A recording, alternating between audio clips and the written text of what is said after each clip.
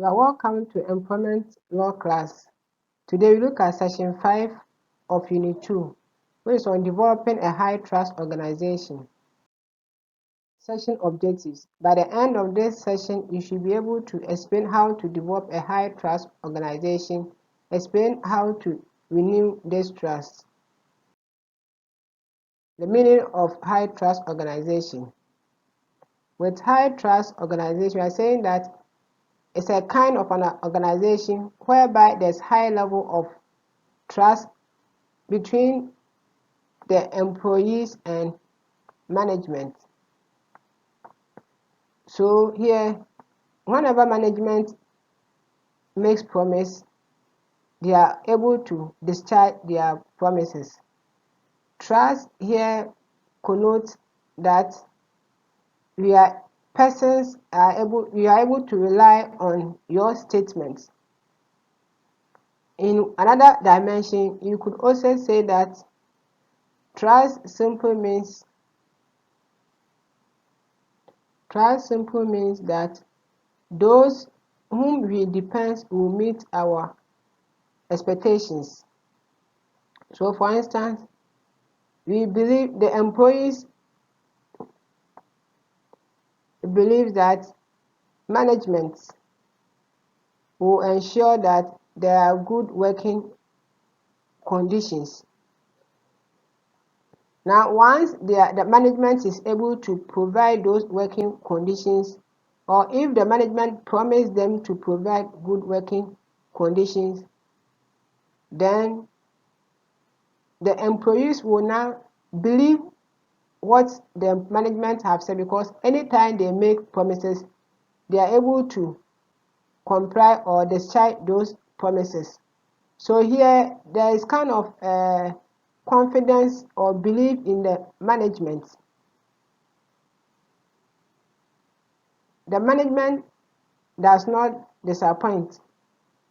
So any promise that the management makes, they are able to discharge them.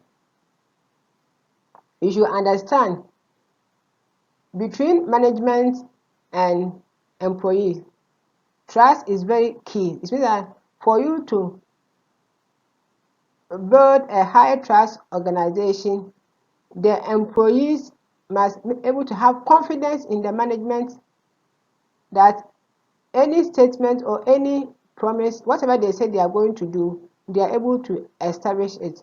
So if there's no confidence in the management, the employees will not have trust in the management. Now, when do employees trust management? Management is more likely to be trusted by employees when the employees see the following. They believe that management means what they say. So here, this is what you are saying. If the employees believe what the management has indicated or promised, they will have trust in them. And employees are not going to believe what management have said just like that. It will be based on their previous experiences with the management, the promises that they have made, and how many of them have they complied with. Also, by observe that management does what it says it is going to do. So, for instance, if management says that this year we are going to give more bonuses for all those who exceed their targets, then once their management have done some before, they are going to have trust in that statement, because whatever they say, they do it. So whenever management makes statements or say things and they go ahead to do those things, it turns out that the employees will have trust in the management. Also, know from experience that management, in the words of Guest and Conway, 1998, delivers the deal it keeps its words and fulfills its side of the bargain. So when management make promise, they ensure that they keep their words, they fulfill whatever they have indicated that they are going to do. Once this is done, there will be a trust between employees and management, and it will lead to high trust organization. Now let's look at distributive justice and procedural justice. Distributive justice has to do with how, so distributive justice deals with how rewards are distributed. An employee will feel that he or she has been dealt with fairly when the reward that he or she receives is in accordance with his contribution. If the reward distributed is in accordance with laid down procedure and he doesn't feel cheated, then it means that justice has been done. We also have the procedural justice. Here we are looking at how managerial decisions are made. How managerial decisions are made. So when there's a decision to be made by the management, what are the laid down procedures that they have to follow? Have they followed the laid down procedures, or they have done something otherwise? There are 5 factors that affect perception of procedural justice, and this was indicated by Tyler and Bates 1990. And they indicated the following as the main, or if you are considering factors that affect perceptions of procedural justice. These are the things that may affect. As I said, the procedure look at how management decision or managerial decisions are made in an organization. Now, the fact that adequate consideration of an employee's viewpoint. Does management consider employees' viewpoint in making decision or arriving at a managerial decision? Separation of personal bias towards employees. Is there any bias? Is there the person that you have personal issues with the employees? So with this, that you are going to allow your personal influence or your personal bias towards the employee to affect the decision that you are going to make. Also, applying criteria consistent across employees. Which criteria are you using? Are you consistent in the criteria you are applying across all employees? Do you use different criteria for different employees? The next points are providing early feedback to employees about the outcome of the decision.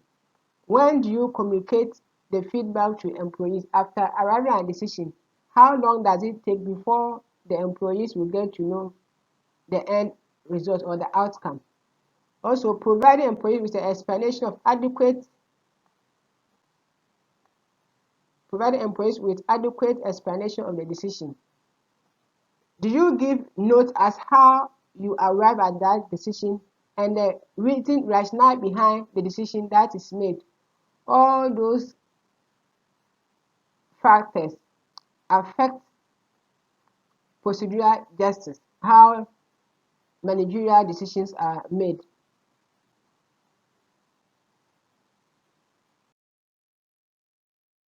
Now let's look at natural justice. Natural justice refers to how people are treated in a disciplinary and dismissal action. So discipline and dismissal cases. You should understand that natural justice has 2 legs. Do not be a party in your own case, and also give a fair hearing to each party. In the Latin maxim, audi autem partem, audi autem partem, meaning give each party a fair hearing. Another leg of natural justice is the issue of the fact that numo judice in quo sua, meaning that you cannot be a judge in your own case. For instance, if there's a misunderstanding between a member of the board and the employee,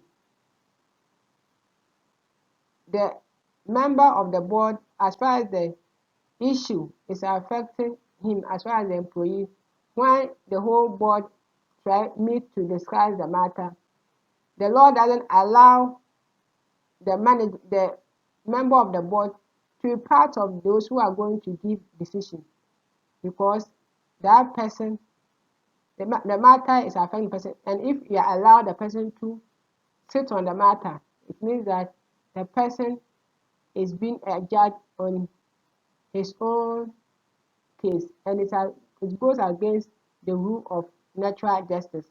In the same way, when a matter comes before you, you have listened to the side of the officers of the company who made the report. You have not listened to the side of the employees against whom the report was made. If you do that, if you listen to one side and don't listen to another side, it infringes on the natural justice principle. Now, let's look at the third principle behind this one as well. Individuals should know the standard of performance that they are expected to meet and the rules to which they are expected to conform. Here, what you are saying is that if an organization, let the employees know the standard of performance they are expected to meet, and let them know the rules that is govern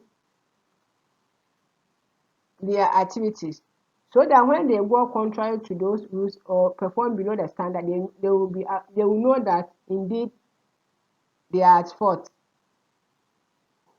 They should be given a clear indication of where they are falling or what rules they have broken. So when there's an issue, you let the employee to know that you have fallen short on this particular subject matter. This is the rule that you have broken, and this is the punishment. Except in case of gross misconduct, they should be given an opportunity to improve before disciplinary action is taken. Once, if it is not gross misconduct, if it is not high offense, then you should allow the employee to embark or give the employee second chance before you take disciplinary action against him. That will be the first one, maybe second one, then the third one, the next one, you try to take disciplinary action against the person. So they should be given room for them to change their character if it is not gross misconduct.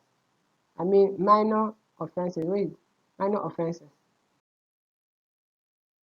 Renewing trust. How then do you renew trust?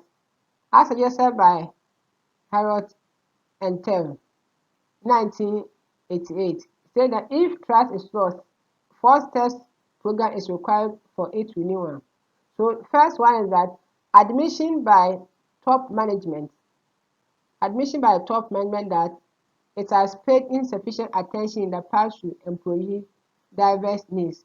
So if the organization is not trusted by the management, or if trust is lost in the organization, what you have to do is that you have to admit that in previous years you have not paid sufficient attention to the needs of the employee, and now you are going to do so. Secondly, a limited process of contracting whereby a particular transition to a different way of working for a group of employees is done in a form that takes individual needs into account. So here, the next step we are going to take is that you are going to take the needs of the individual into account for any decision that you take. The needs of the employees into account. This will make them feel that indeed now you care for them. The next step is that establishing knowledge-based trust. This is based not on a specific transitional deal but on a developing perception of trustworthiness. So you try to establish a knowledge base, and this one is going to clear any perception about trust. So if the employees will kind of get to know that indeed the employer is now thinking about them, you try to take steps to ensure that all those mistrust is eliminated from the system. Achieving trust based on identification in which each party emphasizes with each other's needs and therefore takes them on board themselves. So you achieve trust based on identification in each party's empathies. So if you express your feeling on a particular needs, those needs should be taken on board for discussion and should be addressed as well. Once it is being addressed, the employees will feel okay, and then it is likely that you will gain the trust. By way of summary, this session provided us a detailed explanation to what a high trust organization is, and it further described how to develop a high trust organization through understanding and application of the principle of distributive and procedural justice. It also provided ways in which trust can be renewed in the organization. Thank you very much and have a nice day.